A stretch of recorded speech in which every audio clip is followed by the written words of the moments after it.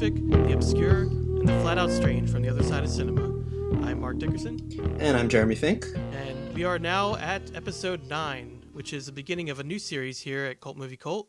And this one's called Rock and Reel, Cult Music Films of the 60s and 70s. We're going to begin our Rock and Reel series with Hard Day's Night, directed by Richard Lester. Tell me, how did you find America? So I left to Greenland. Has success changed your life? Yes. I'd like to keep Britain tidy. Are you a mod or a rocker? No, I'm a mocker. Oh. Have you any hobbies?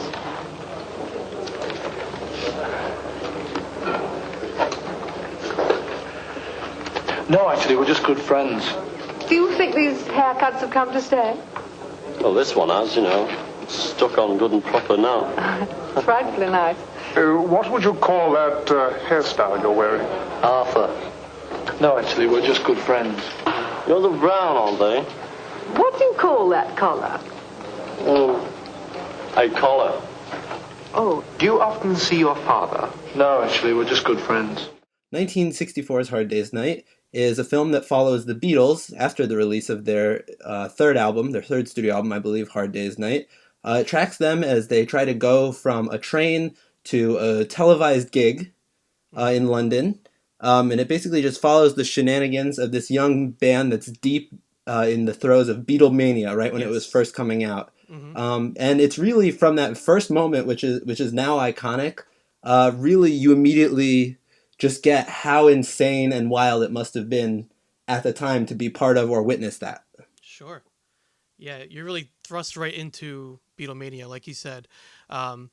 And for the series that we're doing right now, we try to look at films from musicians of the time period, 60s and 70s, that are about the music in some way, like about being a musician.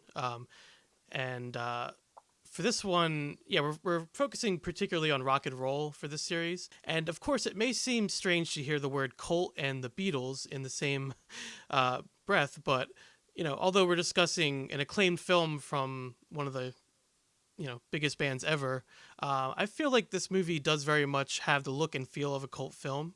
It's full of zany, madcap situations, non sequiturs, enormous amounts of quotable lines, memorable moments, stuff like that. And that camera work too. Yeah, the camera. I mean, the black and white photography is amazing. It's incredible. Yeah. It's beautiful. It's also very experimental, though. Yes. They did a lot of things in this movie. One in particular that I'm thinking of is there's one part where the band is being interviewed. They're doing some kind of little press junket, and they're being photographed. And I think it's George, I want to say, is the one being photographed. But rather than just showing quick snapshots, we actually see a contact sheet show up on the screen, kind of row by row, which is really innovative. The end credits of this film have this really beautiful sequence, which I'm hoping to find a way to steal at some point, where there are these really quick dissolves using still photographs. The camera kind of whips around all day long. Mm-hmm. And this is really a very influential film outside of just music filmmaking, too. Right. I know I've heard Martin Scorsese reference this film. A lot of those big, kind of 70s New Hollywood guys, Scorsese, De Palma, Spielberg, all those guys, you hear them talk, and a lot of them talk about, I just wanted to make a Richard Lester film, the way they zip that camera around, and it's very playful. A lot of innovative stuff. It's a very artfully made film, and it's basically an imagined day in the life of perhaps one of the most popular bands in the world. I think we can say probably the most popular band in the world, the Beatles. So especially at that time, no doubt. Especially at that time, yeah. It's the play of the different aspects of the film, like the silliness, and at times, like you said, surrealistic scenes that I think make it a cult film. And you actually have lots of, you have some background with this film. You were telling me a little bit about it before we started recording, and you've actually just been on a Beatles kick. So yeah, that's right. Curious to get, I guess like your first impressions of the film. Well, so what's interesting is when I say I've been on a Beatles kick, so I've been a pretty big Beatles fan my whole life because my father was a massive Beatles fan, and I was talking to Mark before we began this, telling him that I hadn't seen this film in probably 10 or 15 years, but it felt like an old friend. It just felt like something that I knew for some reason. I knew every part of. All the images seemed really familiar, and it's just kind of so deeply ingrained, into my psyche personally because it was always on, television when I was a little kid. Hmm. But my obsession with the Beatles tends to actually be more focused on late Beatles. The White Album, Let It Be, Magical Mystery Tour, those kind of albums, Hmm. the more experimental, wild stuff. So it was really eye opening seeing this because, like, quite frankly, I'm not always a huge fan of early Beatles. But seeing this movie actually made me appreciate the music more, which is ultimately, I think, the point of Hmm. the film and why they made it in the first place. I was reading it, and it seemed like the goal originally was just, I don't know if exploitation film is the right word, but it was basically just a way to help them sell records. They didn't really have any intentions of it becoming, you know, Hmm. the thing that it became, which is innovative because it's kind of like an early music video, Hmm. um, just feature length. And I'm sure that's what the studio execs expected when they came to the Beatles and said, "Hey, we want you to make a film."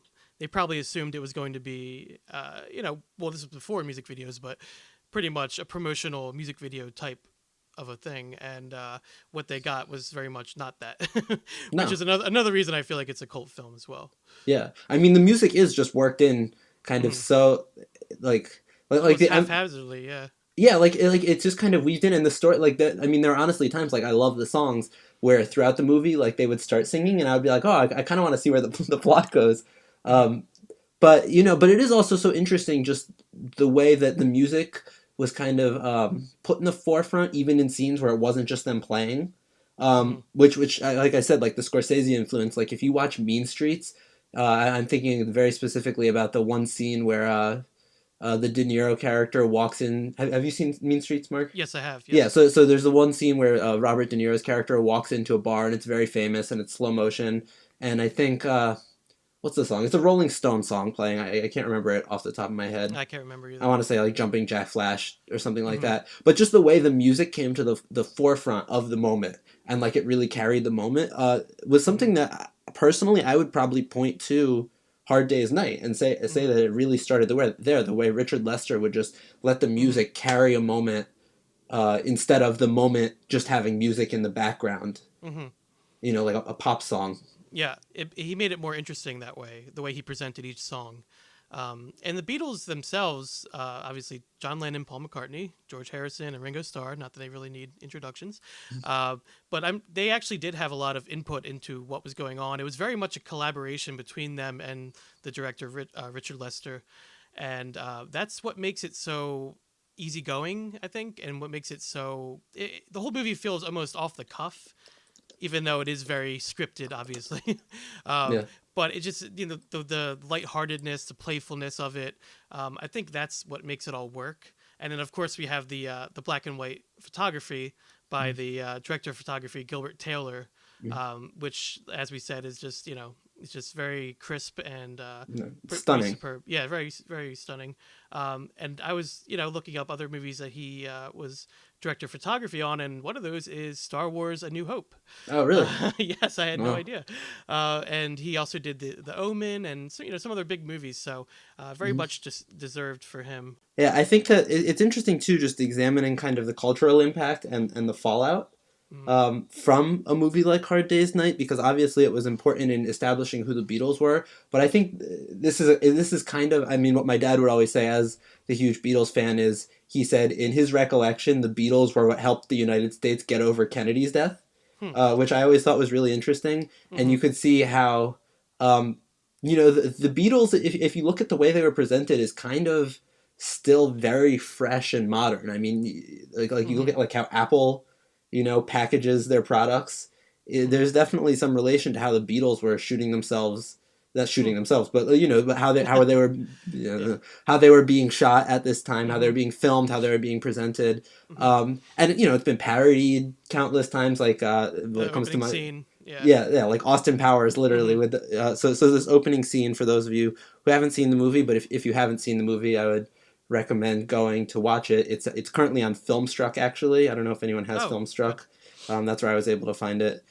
Yeah, I had the Um, criterion of this one actually, so I was able to just to Oh, pop great. it in. But yeah, Well, that an even better way than Filmstruck. But there's this opening scene where the Beatles are just being chased by this massive crowd of legion screaming of screaming. young women, Yeah. and they're all kind of like hiding behind newspapers and wearing Mhm. fake mustaches, and it's something we've seen hundreds and Yeah. hundreds of times. And at least personally, I'd always kind of wonder where that came from, and Yeah. and then of course it's the Beatles, and then there are other images too in this movie that just scattered throughout are just so deeply ingrained in the Mhm. culture, I think, that now Mhm. we just take for granted because some of them have become cliche and have been played out so many times. Mhm. But the influence and the reach of this movie just cannot be understated enough. And truly, when you think of Beatlemania, you Hmm. think of that opening scene. You think of them running down the street with legions of fans coming after them. It's just the first image that pops in your head, at least for me, anyway. Hmm. So in a way, it does encapsulate that moment in time. And that opening is just so energetic and wild, and it really is iconic. I think that Hmm. opening. But it does keep it up from there. I would say the whole film is kind of in that vein. That just like I said, very playful. That's something I want to talk about a little bit, just how playful it is. Whether it's John Lennon playing around in a bathtub or George Harrison pretending to shave foam off someone's face in the mirror. It's my favorite image of the whole movie. Oh yeah, I love that. one of mine too as well. Yeah. And I love the part we mentioned it I think briefly, but the bizarre like nonsensical answers they give to reporters during that kind of like little montage part. Hmm. Playing around in like a field on their lunch break, Hmm. just stuff like that. It's just like the director and the bandmates, like they seem to be having, such a good time and Yeah. seem to have approached it with, this levity in mind. Yeah. Well, and maybe the most, in my opinion, the most comical part of the whole movie is Paul's grandfather. There's Yeah, I love that part. there's Paul McCartney's grandfather. It's not his real grandfather. It's played by an actor Uh-huh. by the name of, it's escaping me, Wilfred Brambell.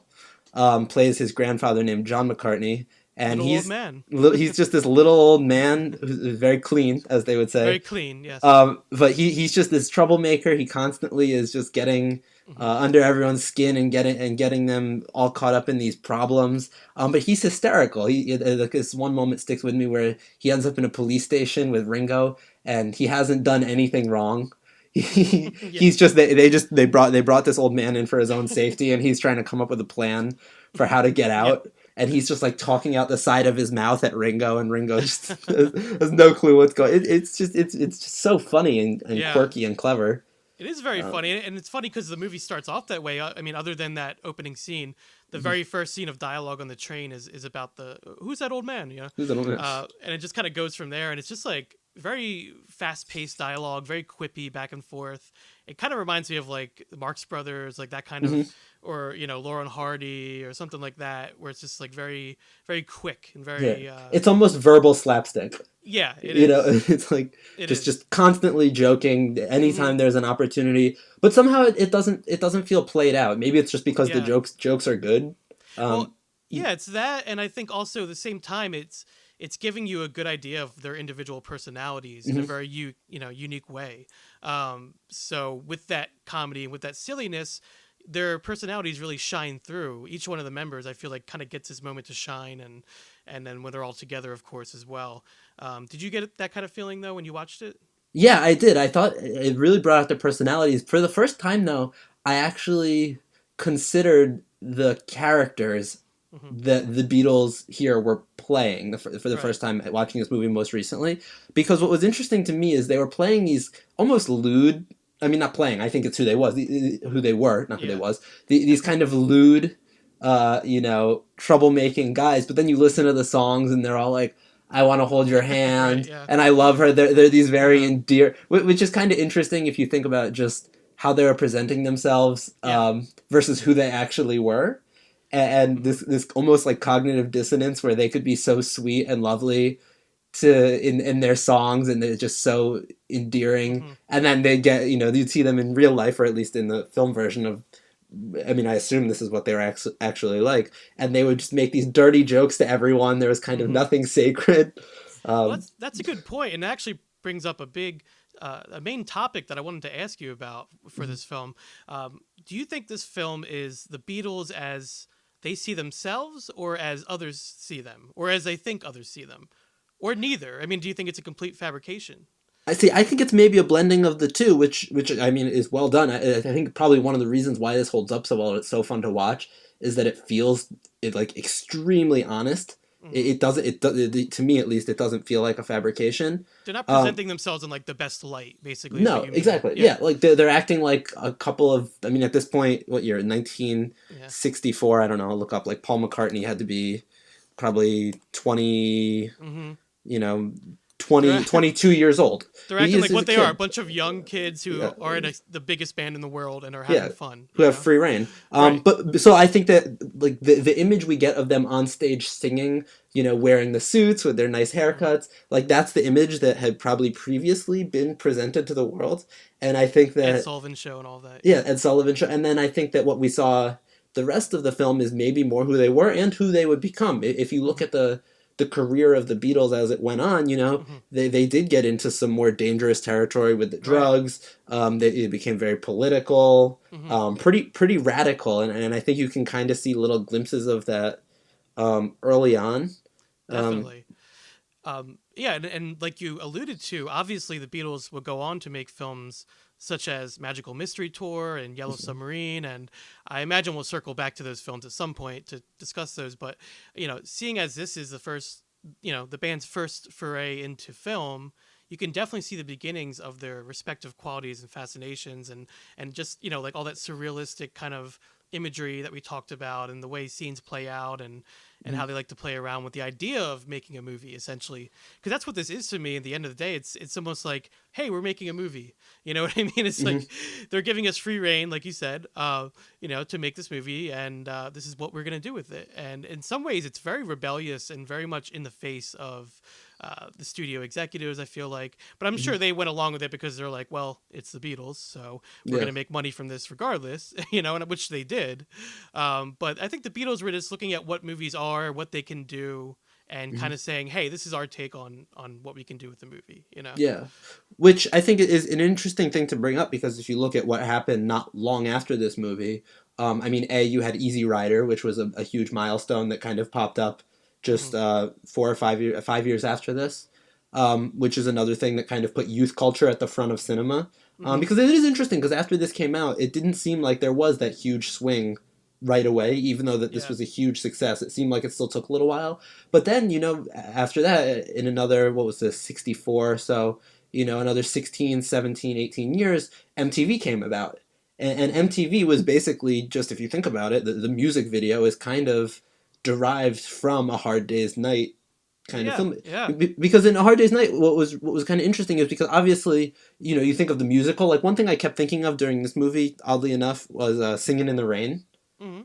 Just because it's like, the classic, it's the backstage musical. And that's what this movie basically was. But what was kind of different about this compared to those a lot of the Gene Kelly musicals of the 50s is that the music actually seemed kind of less interwoven into the story. Like if you watch a Singin' in the Rain, the story takes forefront no matter what. Whereas in A Hard Day's Night, they literally just at some points will break and just play a song, even if it has nothing to do with it, just because there's that joy of watching this unbelievable band play their music and just listen to it. And another reason for that might be because, a lot of films we've discussed so far on this podcast, narrative, a plot, in other words, has not been the main focus. But I feel especially with this film, the plot is maybe, I would say definitely the least important part of it.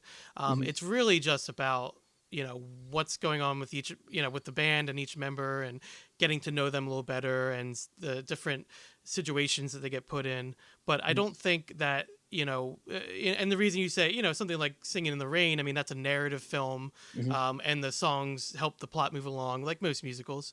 But with this, it's more like, hey, we're a band, so we're going to play some songs. And whether or not they were forced into that, or if they wanted to include those songs, I'm not sure of that. Yeah. I mean, I would assume they do, because, you assume they wanted to? Yeah, because, I mean, ultimately, they're a band first.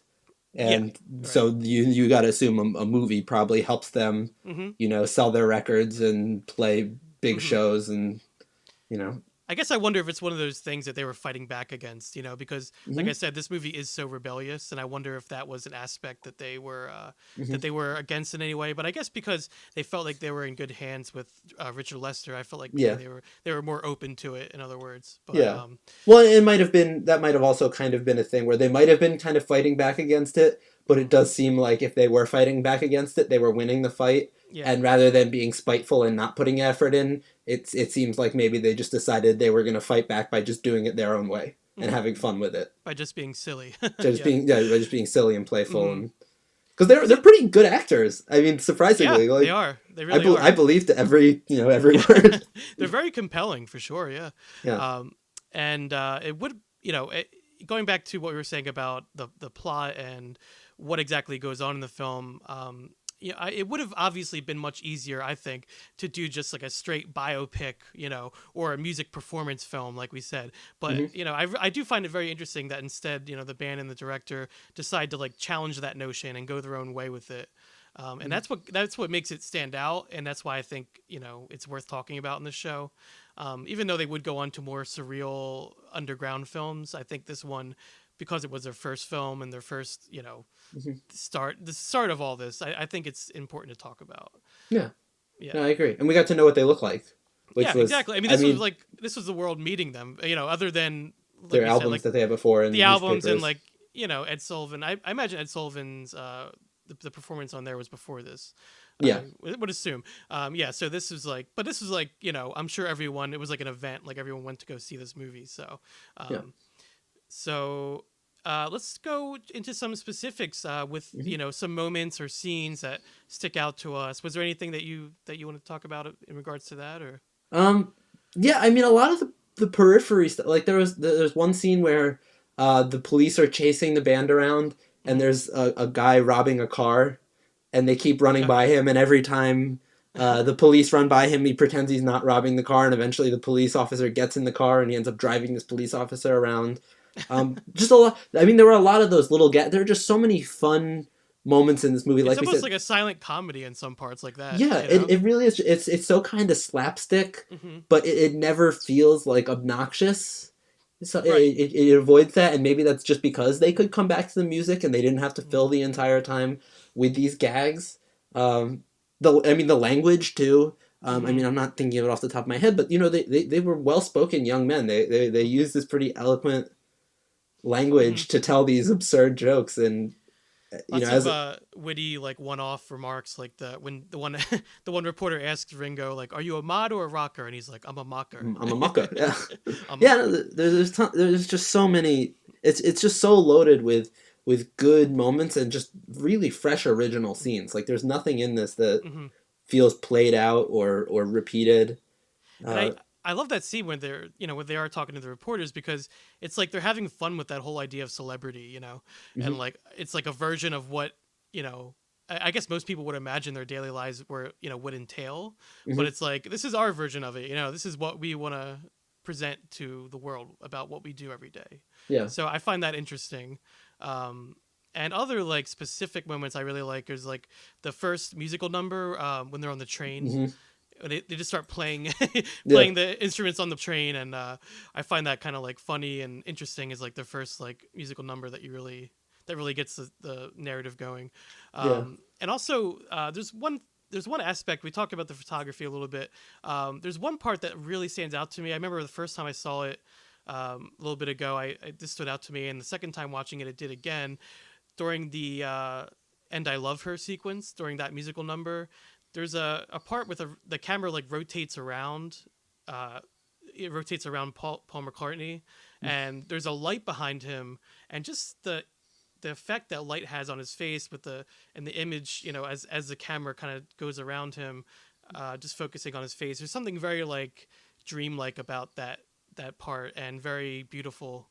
That's always kind of stood out to me. Well, and equally though, I think that see what's interesting is, so I don't know why today I keep going back to Scorsese, but I've heard interviews where he talks about how in Raging Bull he wanted to shoot every boxing scene differently. He didn't want them to, because it's so easy. You're shooting boxing, you just set it up, you shoot it the same way. But he really went to great lengths to shoot every scene differently. And I feel like what could be said about this movie is they shot every musical sequence differently. Each one felt like its own. There's the one in the field. Like the way they're framed, they go everything from these real wide, when they're out in this field running around playing, to when they get inside the venue at the end and they're playing to the crowd, you get shots from behind them, you get tight close. Like every time they played a song, it felt like it was its own unique visual style that was just really tied to that particular song, which is not an easy thing to do. No. It's like you have 4 people playing the same instruments, and somehow every time it feels like this distinct individual thing that it's very much its own. And they revisit each song, I believe, at the end, don't they? Like towards the end, where they show like a little bit of each performance. Yeah, exactly. So you're a huge Beatle fan, right? You grew up with them. You said your dad was a big fan. Yeah. Is there anything you want to, like, when you first saw this movie, maybe when you were younger, did this fit the image in your mind of what the Beatles would be like, or what did you think? It's hard to say that, because honestly, I got introduced to the Beatles at an age that I don't even remember being introduced. So when seeing it, like, I was probably watching this movie when I was 2-3 years old. So there was never like an aha moment for me, like, oh, this is the Beatles. It was always just kind of like, oh, it's the Beatles. It's just something I kind of grew up with. I think it's maybe more surprising revisiting it as an adult now. Yeah, and it's one of those bands that's always kind of just been there. The Beatles have always been in the subconscious of mainstream pop culture. So I totally understand that. Yeah. Well, it's like we were saying. Everyone knows the song somehow. Yeah. But it's like you talk to people, they don't know much, if anything, about the Beatles. Yeah, but we were for talking some about reason, that, right?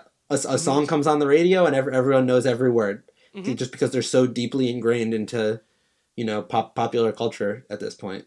It's weird. Yeah, it's almost like the Beatles have, everyone's a fan, but also no one's a fan. No one's like a real fan almost. Except for the people who are like really fans. Right. Except for like the really enthusiastic ones. But I can tell you like the third track on, Let It Be. Oh yeah, they do exist, but for the most part, I think, as you were saying, they're kind of just, they're just there. They're just part of the fabric of of pop culture. So, and that's why I think this film is just so interesting. That's one of the reasons anyway. And also, hey, it looks pretty damn good. Like we said, it's very nice to look at. Very clean. Very clean. Much very like clean. The old man. Yes. And final takes on it. I was just gonna say, A Hard Day's Night, it may not be the most mind-blowing or innovative of cult films, but it has its own unique charm and sensibilities, and I think that counts for a lot. And as I said, the Beatles, they could have made something much more straightforward. They could have, but they opted for a more creative and humorous approach, and I appreciate that. Makes it much more unique. What were your final thoughts on A Hard Day's Night? Yeah, I mean, like we've kind of already gone, like very innovative, holds up really nicely today, even better than I kind of thought it would going into it. It's breezy. It's a very breezy movie. It's breezy. It's fun. It's just an enjoyable watch that's super engaging. Like even though there's not much plot, you don't want to look away. And I would say anyone that's a Beatles fan, or anyone that is a movie lover, a film fan, a film fan, is worth it watching this, because you'll take something new and exciting from it. And you can actually watch this one with the family. That's another thing. That's true. Some of the movies we discuss on here, you can't do that. But this one, there's no gore or guts or anything. Show it to that. The kids. Show it to the wife, grandma, grandpa. Well, grandma and grandpa have probably already seen it, but bring your little old man. Make sure he's clean. Yeah. And show him A Hard Day's Night. Exactly. And one other thing I wanted to mention, director Richard Lester, he did go on to collaborate with the Beatles once again very soon after this on Help, which was the next film that they made. And that was the very next year in 1965. I have yet to see this, but it sounds very interesting and entertaining, judging from the plot. So it sounds worth checking out. You said you have seen it before, though, right, Jeremy? A very long time ago. A very long time ago. Okay. Yeah, I'd like to we revisit can, it. Yeah, maybe we can revisit that one as well sometime. Yeah. But yeah, so that's A Hard Day's Night. Definitely worth checking out, I think. And this has been the first part of our series, Rock and Reel Cult Music Films of the 60s and 70s. Thank you for listening to Cult Movie Cult. You can find us on iTunes and Podbean, as well as on social media, Twitter, Instagram, and Facebook. If you have any cult films you'd like to hear us discuss on the show, please feel free to reach out to us at cultmoviecult@gmail.com. And join us next time. We'll be diving into our next film in the series and talk about Surrealistic, The Monkees, 1968's psychedelic epic Head. This has been Cult Movie Cult, and until next time, so long from the other side.